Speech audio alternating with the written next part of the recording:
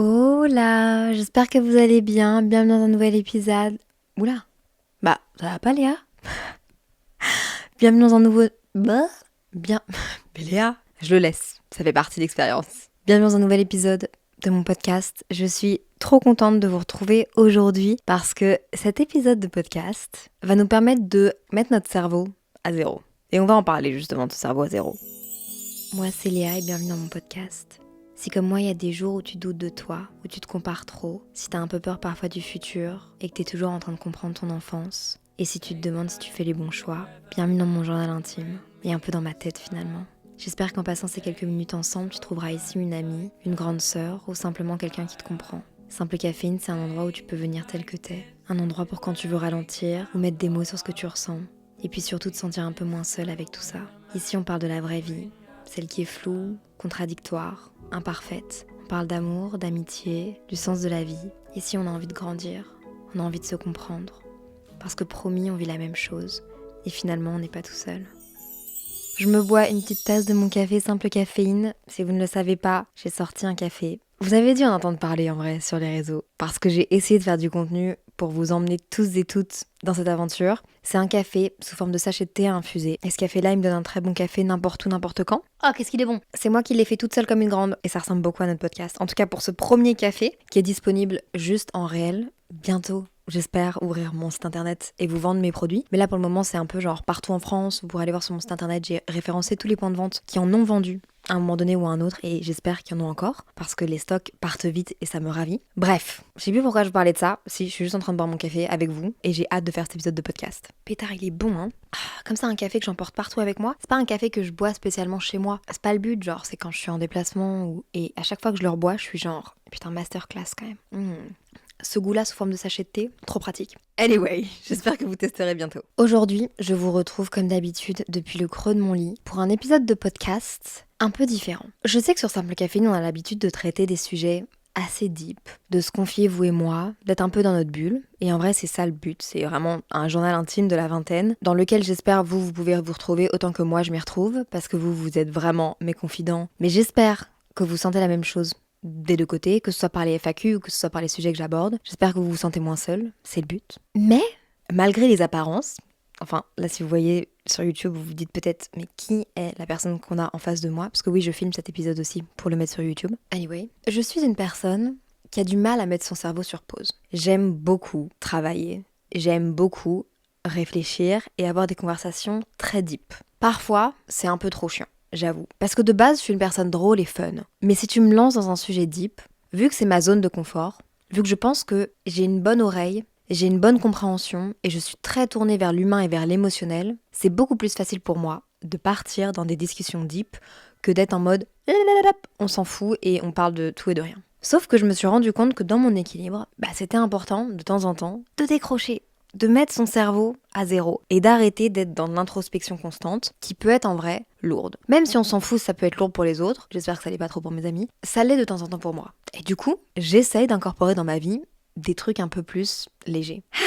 Alors aujourd'hui, ensemble, dans cet épisode de podcast, pour bien commencer la semaine, on va mettre son cerveau sur pause et on va parler des trends du moment. Oui, on met son cerveau sur pause et on parle d'un truc hyper léger. Je l'ai pris très au sérieux. J'ai demandé à une amie de me réaliser une liste des trends du moment. Autant lifestyle, beauté, mode, food, et je vais vous donner mon avis dessus. Mon opinion sincère. Si jamais vous avez la vidéo sur YouTube ou sur Spotify, vous verrez que j'ai mes lunettes, mon iPad et mon café. Et je suis prête à vous donner mon avis honnête. Please, si vous avez des trends, des trucs en ce moment qui vous parlent et que vous avez envie que je donne mon avis, mettez-les en commentaire de cet épisode de podcast ou alors même, j'y répondrai directement ou alors, je ferai un deuxième épisode. Ça me va aussi. En ce moment, je suis en train d'écouter Desperate Housewives. Enfin, regardez. C'est vraiment pas un tic de langage, mais le fait d'écouter une série, c'est vraiment très québécois. Anyway. Et je me sens un peu genre habillée comme Susan Meyer. Si vous n'avez pas la vidéo, je vous décris comment est-ce que je suis habillée. Déjà, je suis dans mon lit avec mes doudous et j'ai un pantalon vert, assez slim, taille haute, qui est pas un jeans, qui est plus genre entre le pantalon et le jeans. Un petit top à bretelles blanc, un peu en mode dreamy. Et puis j'ai un cardigan qui fait totalement Desperate Housewives, Susan Meyer. Genre totalement, et une paire de lunettes de vue qui ne sert à rien à part être un accessoire. Voilà. Et si vous entendez des travaux, je suis désolée, on va faire avec. Ok, la première catégorie, c'est la catégorie lifestyle. Ça fait maintenant plusieurs mois, j'ai même envie de dire années, que la clean girl esthétique existe. Être une clean girl, pour moi, c'est l'idée qu'on se fait d'une personne qui est genre hyper propre, hyper à son affaire, que ce soit en termes de cheveux, genre qui a toujours les cheveux hyper bien placés, une hyper belle peau, un hyper beau maquillage, un outfit genre simple mais qui fait hyper propre. Et on s'imagine de cette personne qu'elle a du coup un appartement hyper propre mais genre dans les tons hyper apaisants, rien ne dépasse, tout est à sa place, les magazines sont bien rangés, les tasses sont au bon endroit, la machine à café est nettoyée, il y a rien dans le lavabo, la vaisselle est rangée, les produits skincare sont à leur place. On sent presque l'odeur de la bougie qui a fini de brûler, genre. Et ça, c'est devenu une trend. Genre, c'est vraiment devenu une référence. Tout le monde a commencé à montrer cette esthétique-là et à le promouvoir sur les réseaux sociaux. Peut-être que par mes dumps Instagram, de temps en temps, genre quand j'étais à Copenhague, vous avez pu vous dire « Ah, il y a une esthétique de clean girl. Avec mon petit latte, mon petit café, mon petit déjeuner. Je ne suis pas une clean girl. » Enfin... Je ne suis pas non plus une mimi cracra, mais si ça devait être un spectre, je me tiendrais entre les deux, je tirerais plus vers le mimi cracra. Je vais pas vous mentir, je pense que la clean girl era est terminée. Je pense que cette ambiance de vie parfaite, de chez soi parfait, d'un côté moi je l'envie, parce que je me dis « Oh my god, ça doit être tellement bien, tout est à sa place, ça veut dire que tu rentres chez toi, rien ne traîne, la vaisselle est faite, tout paraît genre propre, clean, bah enfin après ce que je dis chez moi c'est propre, mais vous voyez ce que je veux dire, tout est trop, genre tu pourrais lécher le sol, ce serait propre. C'est plutôt l'ambiance que ça renvoie et l'image que ça renvoie, et je pense que l'image que ça renvoie, on n'en veut plus sur internet. Enfin en fait c'est pas qu'on n'en veut pas dans notre vie privée, parce que c'est quelque chose, je sais pas, attendez, je me perds. Je pense que la clean girl esthétique, c'était surtout sur les réseaux. Je pense pas que ça existe vraiment en vrai. Et je pense que sur les réseaux, on a fait le tour. Je pense qu'on aime le minimalisme, mais qu'on aime surtout les choses qui paraissent vraies. Et les choses qui sont vraies, c'est le bordel. C'est le fait de pas avoir fait tout le temps sa vaisselle. C'est aussi simplement le maximalisme dans les chambres. Moi, je sais pas si vous le voyez là, mais vous voyez ma tête de lit, c'est une fleur. J'ai des coussins en forme de fleurs, des doudous dans mon lit. J'ai des sachets de café en tant que décoration dans ma chambre. J'ai plein de couleurs. J'ai des livres, j'ai des cartes postales. Je n'ai pas le clean girl esthétique. Et je pense que le clean girl esthétique, bien que d'un côté au niveau skincare, beauté, je suis genre ça a l'air trop bien, je pense que ça m'angoisse. J'ai l'impression que c'est très sans vie, entre guillemets. Alors que moi j'ai besoin qu'il y ait de la vie partout. Donc je pense que cette trend-là, j'espère, est terminado. Fini. On peut passer à la prochaine. Ok, le no phone offline moments. J'ai vu passer cette trend sur les réseaux. Ça m'a un peu foutu l'angoisse. Non pas que ça me fout l'angoisse, parce que ça, je pense que je suis totalement d'accord. C'est le fait de moins utiliser son téléphone de façon volontaire. Mais sur les réseaux sociaux, ce que je vois, c'est pas pour faire une activité. C'est pour littéralement mettre un compteur avec écrit 45 minutes et ne rien faire à part genre respirer sur son lit. Et ça m'angoisse énormément parce que ça me rappelle à quel point je suis incapable de rester dans le silence sans rien faire. Je pense que je comprends cette trend, je pense qu'on a tous besoin de déconnecter et je pense que ça me ferait énormément de bien que de savoir juste ne rien faire pendant 30 minutes. Donc je pense que cette trend a beaucoup de valeur et je pense que c'est vraiment quelque chose qui va devenir encore plus trendy cette année. Mais ça m'effraie pour moi-même parce que je suis incapable de m'endormir sans série. Je suis incapable de me réveiller et de ne pas mettre un épisode de podcast. Je suis incapable de cuisiner dans le silence et avec mes pensées. Et ça me rappelle que j'ai un petit problème. Donc est-ce que je vais suivre cette tendance ? J'aimerais bien. Est-ce que j'en suis capable ? Ça, je ne sais pas. En tout cas, je pense qu'on est à une époque de notre vie. La société en général est tellement surconnectée. Je suis surconnectée à des gens sur les réseaux que je ne connais pas et que je suis. Et j'avale les émotions de toutes ces personnes alors que littéralement, je ne connais même pas leur prénom. Je vois juste leur visage une fois dans mon feed. Je suis connectée à leurs émotions, à leurs humeurs, à leurs pensées. Et je pense que oui, j'ai vraiment, moi, besoin, cette année, de déconnecter. Donc, je pense que c'est une trend qui fait beaucoup de sens dans la société dans laquelle on est. Et d'ailleurs, l'année dernière, on a vu passer des gens qui se remettaient à genre acheter des Bigo ou des Blackberry. Genre en mode, ok, je mets mon iPhone de côté et je prends ça. Et je pense que je le comprends. La seule manière pour moi de déconnecter, c'est d'être avec quelqu'un d'autre. Quand je suis avec des amis, quand je suis avec ma famille, quand je suis avec mon amoureux, quand je fais une soirée au resto, quand je fais une soirée entre copines, c'est rare que je vais sortir mon téléphone, c'est même rare que je prenne des photos, c'est rare que là je sois connectée. C'est un peu un tout ou rien. Et j'ai l'habitude de dire que oui, mais c'est mon travail qui me demande d'être connectée sur les réseaux. Mais la vérité, c'est que mon travail, c'est de vivre des choses, écrire, les partager. Mon travail n'est pas censé être scrollé à longueur de journée. Et je pense pense qu'à mon avis, j'ai très peur d'être seule avec moi-même. C'est peut-être même pas une peur, c'est peut-être juste une addiction. À un moment donné, il faut se rendre à l'évidence. Ah, il y a une trend récemment. 2026 est égal nouveau 2016. La nostalgie et la simplicité. J'ai adoré cette trend. J'ai adoré voir les photos de tout le monde en 2016. J'ai adoré me replonger dans mes photos en 2016, s'il vous plaît. Donc je suis totalement pour cette trend. Je pense qu'effectivement, moi déjà je pense que 2026 c'est le nouveau 2016. C'est comme ça que je le vois, c'est un peu mon motto. 2016 c'est un peu l'année où tout était possible. Ça faisait déjà quelques années que j'étais sur les réseaux sociaux, mais c'est vraiment cette année-là où j'ai rencontré des gens sur les réseaux sociaux qui faisaient la même chose que moi, où il y a eu un espèce de boom dans plein de choses. Et je sais pas pourquoi, mais je le sens comme ça cette année. Et j'espère vraiment que l'année 2026 va être comme ça pour Simple Caféine et pour mes projets, et pour mes réseaux et pour mon podcast. Et j'y crois. J'aime ce côté un peu nostalgique. Ça me fait un peu peur de voir les années comme ça. Mais s'il vous plaît, continuez. Continuez, moi j'adore regarder ces trucs-là de genre il y a des années. Et j'adore partager les miens aussi. Le camping et le glamping. C'est vraiment drôle parce que moi j'ai vraiment fait ces sachets de café aussi en pensant aux gens qui faisaient justement du camping et du glamping. Genre, je vois tellement ces sachets dans des hôtels, mais aussi genre dans des tiny houses. Et je pense que quand on parle de glamping, on parle genre de tiny house, où vous savez, les espèces de tentes en forme de bulle, et à l'intérieur, il y a genre un vrai lit. Genre, c'est pas vraiment du camping, c'est vraiment du glamping. C'est un peu comme le van. Dans le van, je dirais plus que c'est du camping, en vrai. Mais moi, je suis totalement pour. Genre, je lis cette liste et ça me donne tellement juste envie de partir au milieu de la nature avec mon amoureux, ou même toute seule, m'enfermer dans une espèce de tiny house de cabane, avec pas grand chose, hein. J'ai besoin de mon bon café, mon ordinateur, une connexion internet, mon téléphone. Je suis vraiment une connasse. Mais je pense que ça me ferait trop du bien d'aller pendant genre une semaine. Je fais rien d'autre à part écrire des épisodes de podcast. Vous me verrez pas poster sur les autres réseaux sociaux. Mais c'est ça mon problème, c'est que je dis ça et après je suis genre, ah putain, mais du coup ça veut dire que je peux aussi filmer une vidéo YouTube et je peux aussi... En fait, le slow living, on a tellement l'habitude de vivre dans la vie des gens avec les réseaux sociaux qu'on vit pas tant pour nous et qu'on laisse passer le temps.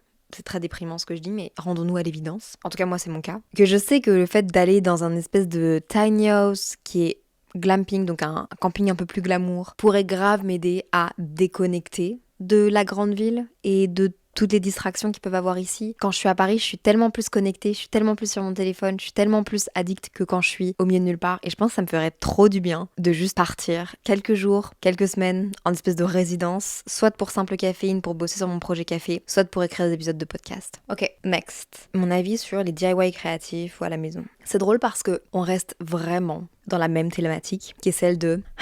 comment déconnecter. Et j'avoue, ça me fait un peu peur, quoi. On rend trendy des trucs pour déconnecter parce qu'on est incapable de ne pas déconnecter. Et c'est justement ça qui est genre très lié à la déconnexion volontaire ou au no phone offline moment et à cette trend dont je vous parle des gens qui se mettent un chrono de genre 45 minutes et qui, pendant 45 minutes, juste ils respirent et ils sont tout seuls dans leur lit et ils se filment en accéléré avec leurs pensées. C'est qu'on a trop du mal à ne pas être sur notre téléphone et qu'on a tellement un réflexe facile et ça nous donne tellement en termes de dopamine de scroller et j'ai vraiment l'impression d'être une vieille quand je le dis et moi je suis la première victime, hein. Enfin, croyez-moi, regardez-moi bien, c'est moi ici qui ai peur de rester toute seule dans le silence, hein. On se nourrit tellement de ça que on a besoin de revenir à des activités qui sont vraiment la base, des DIY créatifs à la maison, le coloriage, le crochet. Et moi je trouve ça trop cool, hein. Je trouve ça trop cool et d'un côté j'ai une problématique qui vient s'ajouter à celle de l'addiction, qui est le fait que j'utilise mon temps constamment pour travailler. En fait, comme j'ai du mal à anticiper, ça c'est une vraie problématique que j'ai. Comme j'ai du mal à anticiper ou à plutôt répartir mon travail, en fait j'ai du mal à faire des rétro-planning. J'ai du mal à me dire, ok,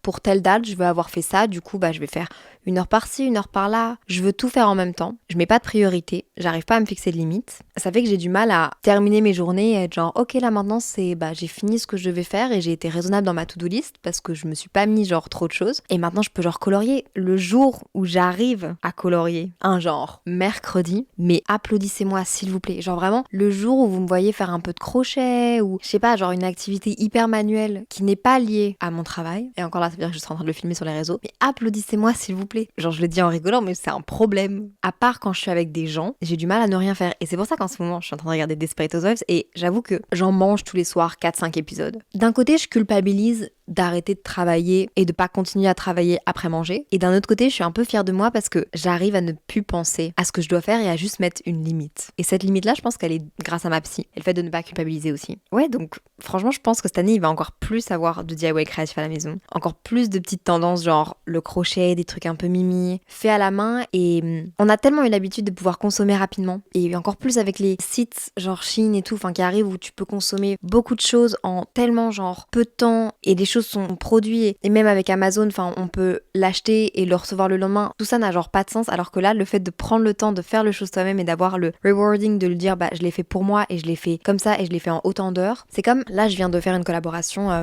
avec Guerlain que j'ai publié sur mes réseaux. Et Guerlain, on refait en gros toute la campagne de la petite robe noire, qui est un parfum iconique que moi j'ai porté pendant toute mon adolescence. Du coup, j'étais trop contente de travailler avec eux. Et ils nous ont contactés parce qu'ils ont refait la campagne, ils ont sorti un nouveau parfum. La campagne a l'air de l'intelligence artificielle et du très vite, très simplement, comme moi je fais avec mes réseaux. C'est aussi la course à genre créer vite, simplement, comment tout accélérer, comment faire tout plus vite, comment faire tout blablabla. Guerlain a décidé de faire appel à une motion designer et pour faire la campagne, ça leur a mis genre plus de 1000 heures de travail, c'est que du motion design, donc c'est comme si ils ont pris plein de petites photos et tout ça à la fin ça fait un film. Et c'est plus de 1000 heures de travail. Donc je pense que les gens ont aussi envie de revenir à quelque chose qui a plus de valeur quand on le crée. Toutes les équipes qui ont travaillé sur la campagne Guerlain, je pense, ont une satisfaction de se dire on a travaillé avec autant de personnes ont été utiles et ça a mis autant de temps et au final ça a ce rendu là. Donc je pense que ça fait du sens, ouais. Toujours un peu dans le même mood, mais j'ai quelque chose à dire sur ça. Le scrapbooking. C'est vrai qu'il y a une tendance du scrapbooking qui est énorme et qui est trop cool. Genre moi dès que je vois un truc de scrapbooking sur les réseaux, je suis genre oh my god, c'est tellement beau, genre c'est un peu mon rêve, genre c'est hyper satisfaisant, c'est une collection de souvenirs, ça reflète qui est la personne, enfin à chaque fois je suis genre waouh, je suis incapable de faire ça. Ça revient encore à une problématique que j'ai, c'est le fait de ne jamais être satisfaite,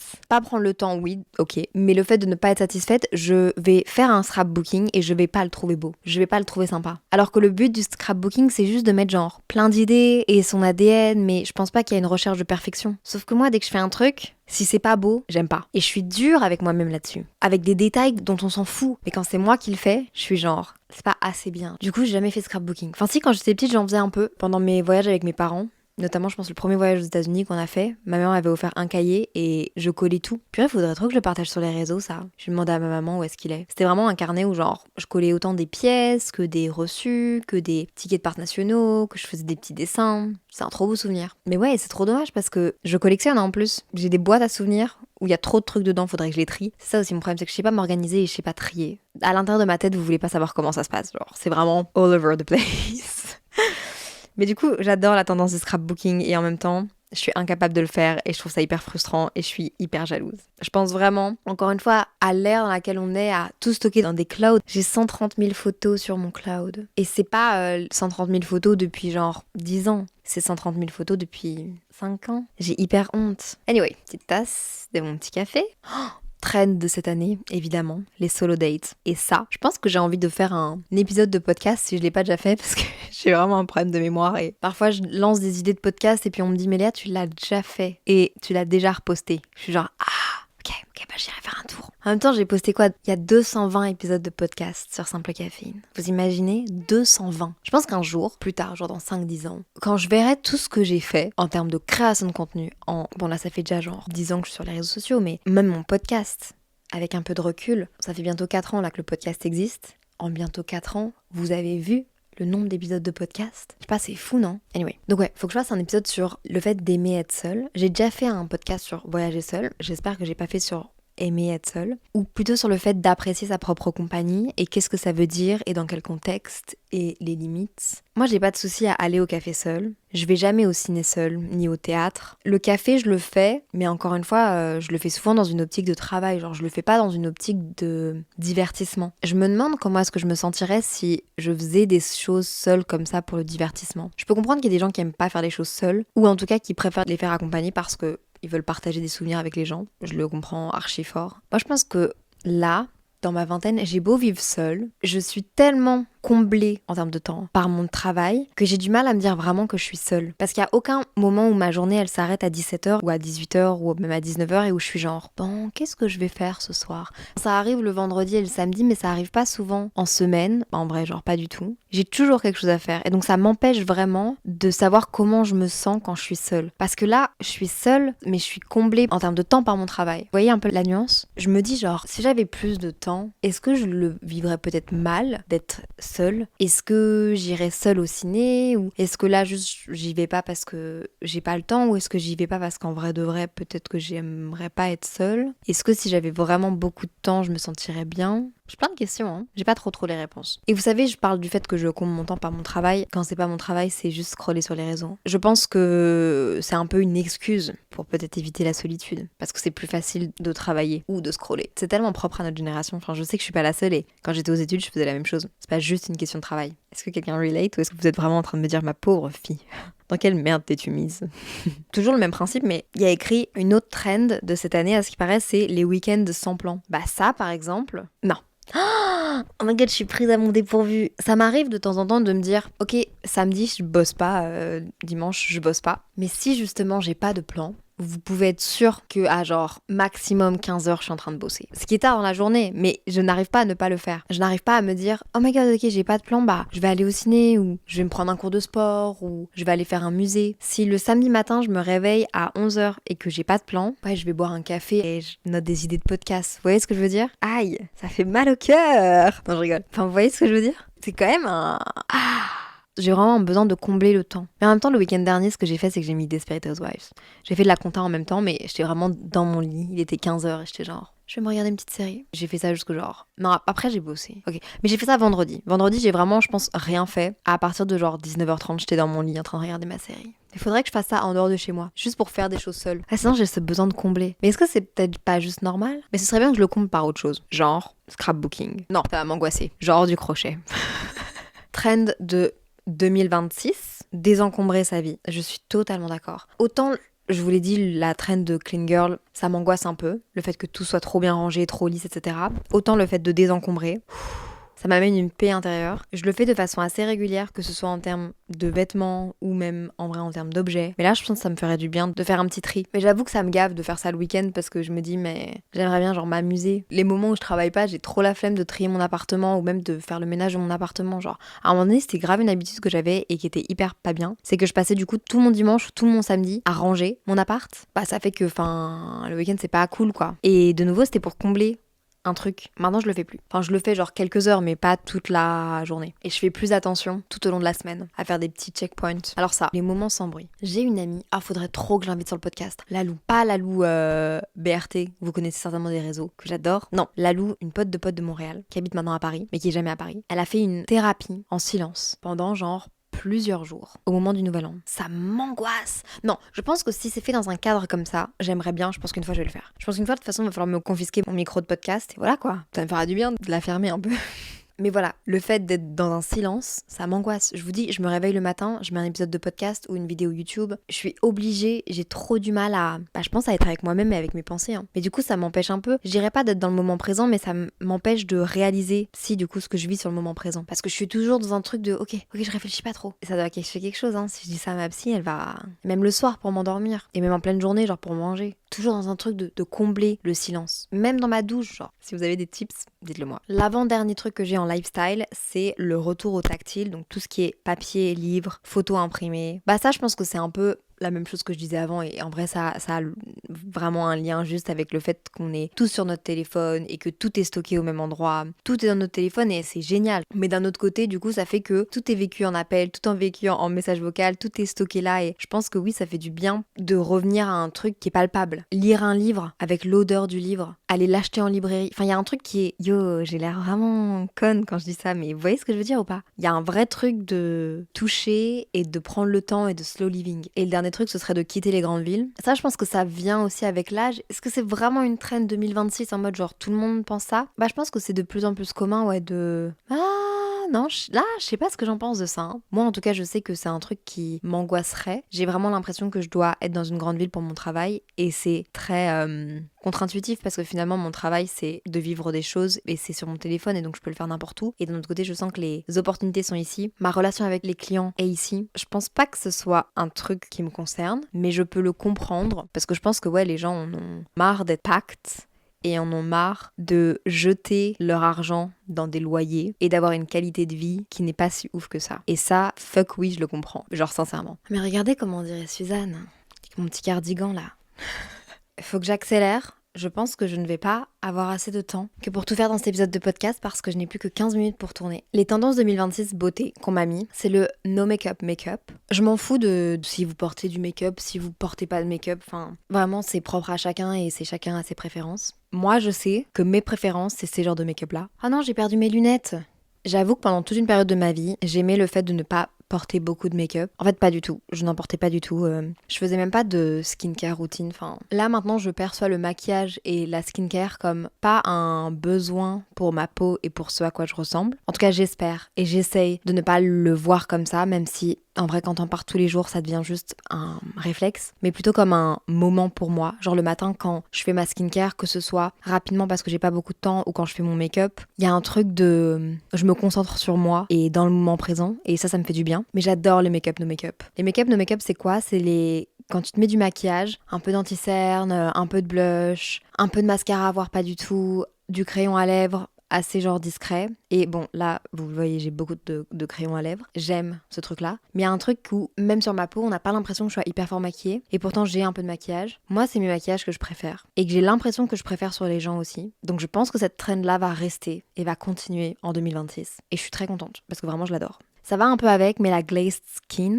Glazed, c'est, vous savez, quand vous avez des donuts, quand il y a du sucre dessus, mais genre le sucre, c'est un peu transparent. Le donut, il y a du sucre glace dessus, mais que ça se voit pas. Et donc ça fait un peu une fine couche transparente, mais on voit encore la couleur du donut en dessous. Vous voyez ce que je veux dire? En gros, c'est ce rendu-là sur la peau. Donc c'est le fait de... Si je dis pas de bêtises, ça vient de la skincare coréenne, mais peut-être que je dis une connerie. C'est avoir l'impression que ta peau, qu'il y a une pellicule dessus, un peu un effet miroir, hyper soft. Je trouve ça trop beau.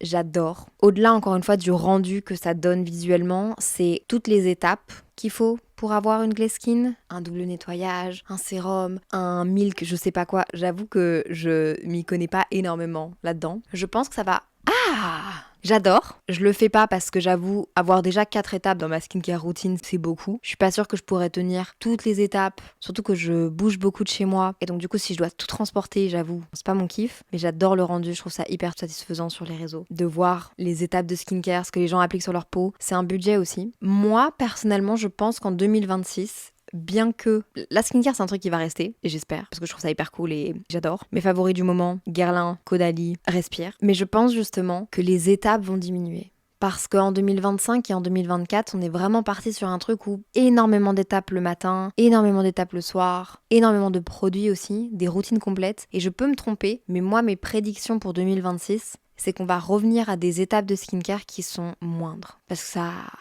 coûte cher quoi. Je sais pas ce que vous en pensez, mais... Les lèvres glossy, lip oils. Je suis pas une grande fan des lip oils toute la journée. Moi, quand je mets des lip oils, c'est vraiment le soir. Par contre, un truc dont je suis vraiment fan, c'est les lip stains. D'ailleurs, j'en ai un là. J'ai un crayon à lèvres de chez Make Up Forever, mais j'ai aussi un lip stains de chez CoverGirl, qui est en fait un truc que tu mets. C'est comme un stylo qui peut genre te permettre de genre faire le contour de tes lèvres, voire plus. Et ça va rester genre la moitié de la journée ou quasiment toute la journée et ça ne bouge pas. Ce qui fait que même si ton rouge à lèvres au-dessus ou ton gloss au-dessus part, t'as quand même un truc sur les lèvres. J'adore. Les lip stains, j'adore. Je pense que les marques vont continuer d'en sortir. Je peux mettre aucun maquillage sur ma peau, rien. J'aurai toujours un crayon à lèvres ou un lip stains. Ça me fait juste sentir trop bien d'avoir quelque chose sur les lèvres dès le matin. C'est Davy qui fait ça tous les matins. Son premier réflexe, c'est d'aller se mettre du crayon à lèvres. Et je trouve ça hyper cool. Je pense que vraiment le make-up pour les lèvres, c'est ce que je préfère. Mes produits préférés, le crayon à lèvres de chez Make Up Forever, un caféine. Les lip stains de chez CoverGirl. J'ai testé un lip stain de chez NYX qui est pas mal, mais il fait un effet gloss justement et il faut le laisser longtemps pour qu'il fasse vraiment la couleur qui dit, mais je l'aime bien. Les gloss, en vrai, si on parle de gloss, les gloss de chez Dior, leur nouveau parfum aussi, celui à la framboise, il est excellent. Quoi d'autre? J'ai vu ma pote qui avait un crayon à lèvres de chez Bourjois qui avait l'air excellent. Je vais lui emprunter pour le tester. Mais ouais, voilà. En tout cas, mon essentiel à moi, c'est les lèvres. Là, je vous parle de mes favoris aussi. Mais en termes de prédiction, je pense que c'est pas tant les lip oil qui vont continuer, ou les gloss, mais plutôt les lip stains, là, qui sont en train de prendre, je trouve en tout cas, tout le marché. Et en même temps, quand tu mets un lip stain, après au-dessus, tu mets un lip oil, ou tu mets un gloss, ou tu mets un autre rouge à lèvres. Genre, c'est un peu le but. Tu mets un lip stain et puis après tu mets juste du gloss. Je sais pas si ça fait du sens. En beauté aussi, les manucures transparents, hyper clean. Autant je vous ai dit le truc de clean girl, ok, c'est bon, on a compris. C'est pas trop la vibe que j'aime parce que j'aime quand il y a beaucoup de vie et beaucoup de choses. Autant en ce moment, bon là justement après, dans 2-3 heures je vais me refaire les ongles. Mes ongles sont longs pour genre la première fois de ma vie, alors qu'il y a 3 semaines quand j'ai été me faire les ongles, ils étaient tout courts. Ce que j'ai fait, c'est que j'ai fait un gainage dessus, qui est du gel, mais elle bombe l'ongle et ça vient le durcir. Et c'est ton ongle à toi, mais il est genre plus dur et il est plus fort. Et j'ai fait une manucure en mode hyper clean. Enfin, j'ai fait une French. J'ai pas l'habitude. J'avais l'impression que les French, c'était soit has-been, soit c'était genre très madame. Mais en fait, c'est hyper cutie. C'est hyper satisfaisant. Là, ils ont bien repoussé, mais dès que je voyais mes ongles, j'étais en mode oh my god, I got my shit together. Et j'essaie d'expliquer à mon copain, je lui disais tu dois t'en foutre et tu dois trouver ça hyper superficiel, mais depuis que j'ai fait mes ongles, je sais pas, genre il y a un truc assez powerful d'avoir ses ongles bien faits. Ce qui fait chier parce que pas besoin d'avoir du vernis pour se sentir powerful ni bien dans sa peau, mais c'est vrai que cette année j'ai l'impression que je vais plus me tourner vers des trucs un peu classiques, chic, simples, alors qu'avant j'aurais été dans des trucs beaucoup plus colorés. Et en même temps, je dis ça. Et là, j'avoue que hier, je regardais sur Pinterest des idées et je regardais si je pouvais pas me faire une French colorée. Mais je pense que je vais de nouveau rester sur un truc assez genre milky, hyper neutre, hyper clean. Parce que juste, ça me fait me sentir comme si j'avais my shit together. Je vais pas faire la catégorie tech ni la catégorie food, bien que j'adore les frannuis et que j'espère que ça va rester une trend cette année. Et que le Dubai Chocolate, je n'ai jamais goûté, mais je ne comprends pas pourquoi est-ce que je paierais 9 € un chocolat. Et en même temps, les frannuis, c'est aussi super cher, mais anyway, je ne parlerai pas de ces trucs food. Par contre, j'ai envie de vous dire, moi, les trends que je vais suivre en 2026 niveau mode. Premièrement, les lunettes, qui sont juste des accessoires, et en vrai de vrai, je pense que c'est des verres pour les lumières bleues, genre pour pas m'abîmer les yeux devant l'ordinateur, mais la vérité c'est que je ne porte jamais ces lunettes devant mon téléphone, devant l'ordinateur, je les porte juste en accessoire dehors. Ça pour moi c'est un grand oui, j'adore. J'ai une pote qui en a des encore plus petites et je trouve que c'est trop beau. C'est juste ça accessoirise une tenue. Moi là ça me rend tout de suite plus sérieuse et un peu plus genre mode, je sais pas ce que vous en pensez. Peut-être que vous allez me dire, Léa, c'est dégueulasse. Ok, les vestes col entonnoir, prédiction 2026, et j'espère que ça va rester jusqu'à l'hiver prochain parce que j'en avais pas, genre là maintenant. C'est, vous savez, imaginons ce serait un bomber, mais il y aurait un col, genre. J'ai trouvé ça tellement beau. En plus, quand il y a un petit côté, quand c'est des vestes qui sont en tissu, genre pas en cuir, mais plutôt en laine, avec un gros col, et le col tient tout seul. Vous voyez ce que je veux dire un peu? Hyper chic. Une trend que j'ai pas compris par contre, peut-être parce que j'en ai encore jamais essayé sur moi et que du coup je vois pas l'intérêt, c'est les vestes Napoléon. Faut que vous alliez voir sur internet là, sortez votre téléphone ou votre ordinateur, regardez. Je ne comprends pas c'est quoi la trend de la veste Napoléon. C'est littéralement genre une veste qui ressemble à une veste du temps de Napoléon. Enfin toutes les maisons de luxe en ont mis dans leur défilé, je pense l'année dernière. Pour cette année justement, et j'ai pas compris. Et du coup les gens commencent à en porter maintenant et je suis genre, je comprends pas. C'est une pièce qui prend tellement tout de l'énergie, je suis pas sûre de comprendre. Les gris-gris sur les sacs, moi j'avais un Laboubou, hein. Samuel il m'avait acheté un Laboubou, enfin plus personne porte de Laboubou, ça m'a saoulée. Je pense que on va moins en voir cette année, je pense que cette année c'est le retour au truc un peu plus chic, les sacs à franges, il y aura plus de gris-gris un peu enfantin, mimi. Je pense que c'est fini, à mon plus grand désarroi, parce que j'ai vraiment bien aimé ça. Après, on est d'accord, les trends 2026, on n'est pas obligé de les suivre et on peut vraiment les cancel. Hein. Genre moi, il y a plein de trucs que là, je suis genre, mais pas du tout en fait. Par exemple, les layering, avoir beaucoup de bijoux, je trouve ça super beau sur les autres. J'ai une amie qui a toujours beaucoup de bagues, beaucoup de boucles d'oreilles et je trouve qu'elle est trop slay et je la trouve trop cool. Et moi, la vérité, c'est que je pense que j'ai la flemme déjà d'acheter tous ces bijoux. Et puis juste, ça me va pas. Enfin, ça va pas avec ce que je porte d'habitude. Les bandanas, évidemment que je vais en porter. J'ai commencé à en porter là des petits foulards et des petits bandanas l'année dernière et je vais totalement continuer cette année. Les talons compensés. Et les baskets compensées. J'avoue, j'ai pas encore jump sur la trend. C'était très en vogue l'année dernière, l'année d'avant. J'avoue que j'aimerais bien faire partie de ça aussi. Ok, la dernière trend mode dont je pense qu'on peut parler et que moi j'espère jump dessus, c'est les jeans qui sont un peu plus slim, un peu plus genre bootcut, straight, donc soit très droit mais genre beaucoup moins large. Pourtant moi j'adore les pantalons larges, j'en ai plein et je les trouve trop beaux et je les trouve trop cool. Je pense que je commence à me réapprécier les looks avec des jeans un peu plus slim, genre que ma maman porte. Je pense que oui, pas slim mais voilà. J'espère que cet épisode vous aura plu. Un épisode pour déconnecter, mettre son cerveau sur pause. J'ai trop hâte de vous retrouver la semaine prochaine pour un nouvel épisode de podcast. Abonnez-vous, mettez 5 étoiles, mettez un like, mettez un commentaire, tout ce que vous voulez. Mais surtout, prenez soin de vous. Soyez bienveillants avec les autres et avec vous-même. À la semaine semaine prochaine. SCS, sain et simple. Bye!